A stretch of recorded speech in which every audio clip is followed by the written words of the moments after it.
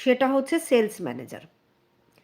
Sales manager এটা হচ্ছে তোমার প্লট সেল করার। এটা কিন্তু আমি এটা আগেও বলেছি, আমি এই ওপেনিংটা স্পেসিফিক্যালি আমি আগে বলেছিলাম।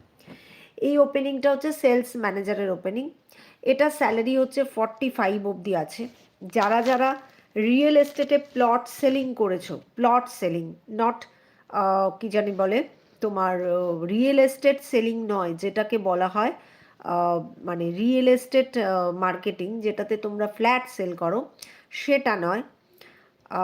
তোমাদের এটাতে প্লট সেল করতে হবে, মানে প্লট যেটা হয় জমির প্লট, সেই প্লট সেল করতে হবে, রাইট?